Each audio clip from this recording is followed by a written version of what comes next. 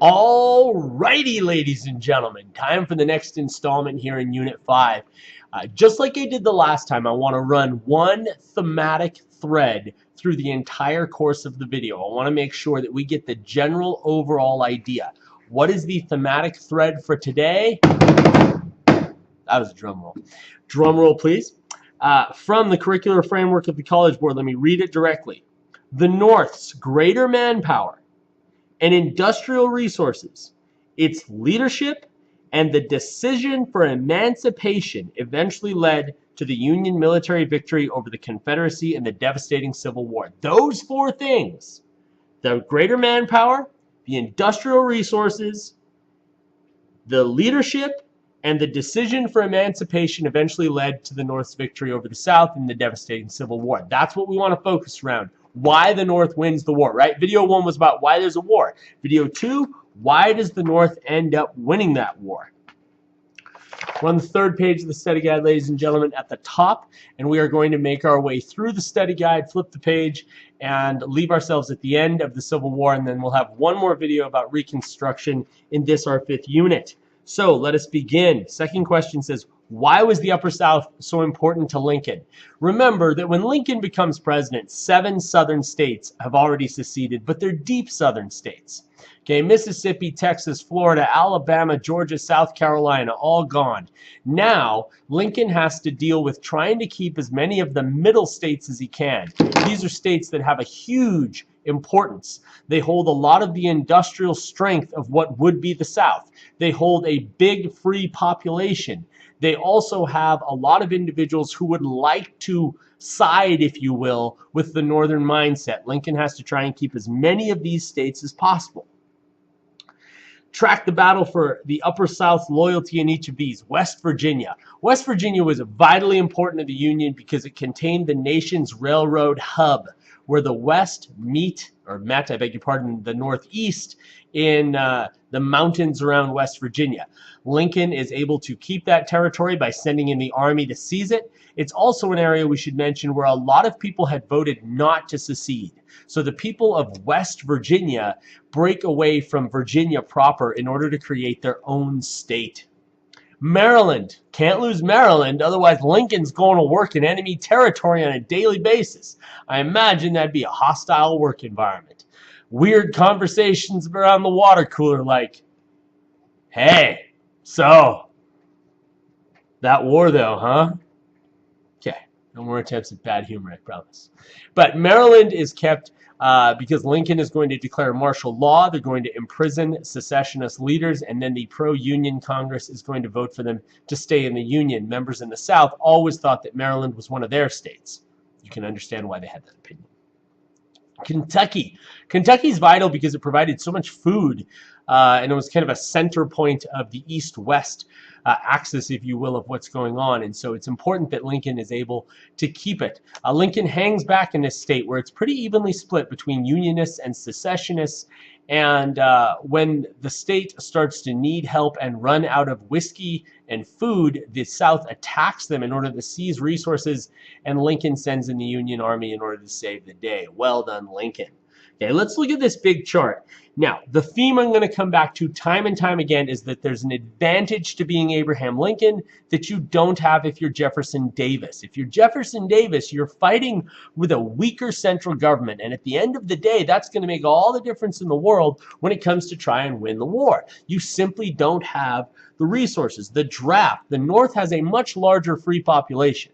That means they're going to be able to draft more individuals. That doesn't mean it's going to be smooth. There are draft riots in the North. You could buy out of the draft, leading to people's claims that this was a rich man's war, but a poor man's fight. On the Southern side, you could also buy out. You could also get out if you had 20 slaves as well. But overall, you're dealing with a larger Northern population, makes it easier. Habeas corpus and martial law, again, privileges that Lincoln has. He can use both of those to control the civilian population. Can Jefferson Davis do it in the South? He can't. He can't, right? What's my theme? Greater manpower and industrial resources. That's a matter of fact.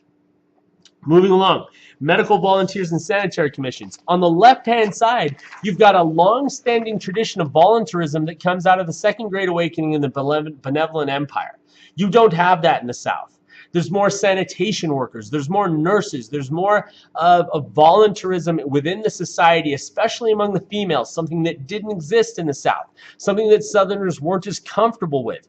And therefore, when it comes to things like lowering mortality by having more nurses, the North has got an advantage as well. That's a recurring theme. The North has an advantage. Economic development. Now, the North is going to take advantage of the fact that the Democrats, the Southerners, are out of the Congress in order to pass a whole fleet of legislation they've been itching to pass for years. A whole bunch of American system type things, a national railroad system out into the West, the Homestead Act granting people 160 acres of land to settle the West.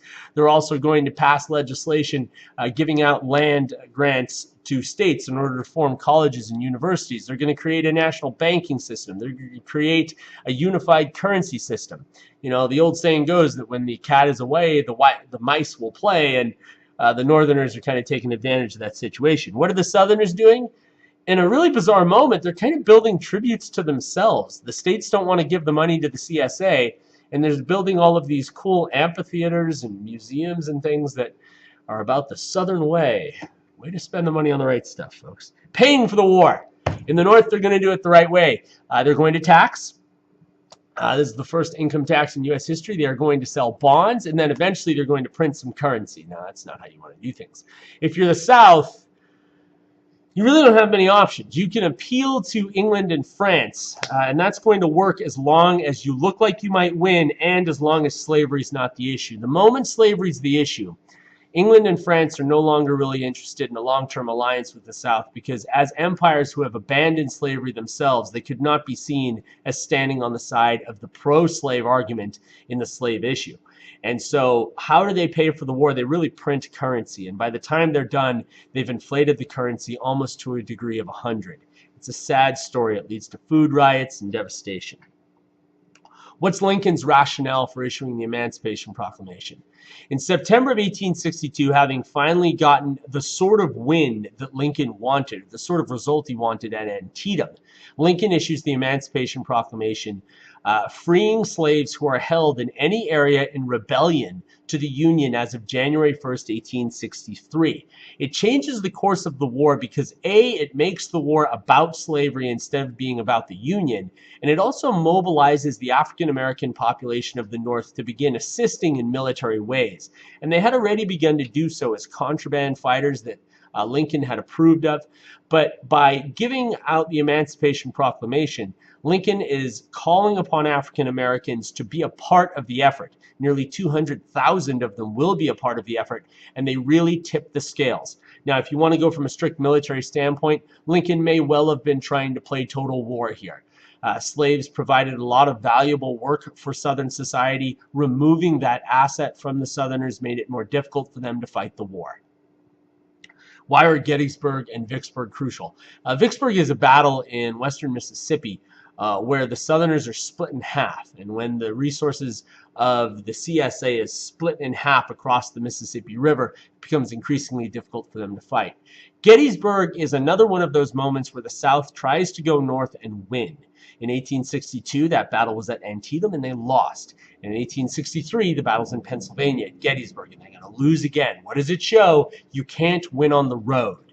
And as anyone who's watching any sport will tell you, if you can't win the big ones on the road, you're not going to be able to win overall. Why was the appointment of Generals Grant and Sherman an important moment? Grant and Sherman do not fool around. For a while now, Lincoln has had a manpower advantage. Lincoln has had the advantage of industrial technology, and the generals he has simply haven't put the foot down. They've simply allowed the South too much levity. Grant and Sherman will bring total war to the South. They will bring the devastation and the cruelty of war, not just to the soldiers, but to the civilian population of the South. And it's an important moment in really bringing to the end, or bringing an end to the war, right? What's the Shakespearean line? I must be cruel to be kind. That's what's going on there. What did the 13th Amendment do? The 13th Amendment banned slavery. That happens while the war is still going on. Okay, I'm going to skip over a brief moment here. Just to note, that the four things that we talked about, going back to the College Board's write-up: greater manpower, the fact that we have a larger population, especially once we can include African Americans among that group. That's an important factor in the victory of the North. Industrial resources, much greater technological resources in the North, more railroad tracks, more production of industrial facilities. That's going to make for an America that is strong, has an industrial background, if you like, and is able to weather the war. Leadership. You have a stronger leader in Lincoln than you have in Jefferson Davis, partially because the way the government is structured. It makes it so that it's impossible for Davis to do things that Lincoln can do. Okay, so that's the third component. Don't forget the leadership of Generals Sherman and Grant there as well. And number four, the decision for emancipation. Once the war is no longer a war about union, which it initially was, but it is a war for emancipation that mobilizes the African American population. It mobilizes a significant spirit within the North. It sort of directs the purpose of the war towards victory and unity among the Northern society, and it assures that there won't be foreign alliances for the CSA. They can't have French and British help if they're seen as being on the wrong side of the slave issue. Have a good day, ladies and gentlemen.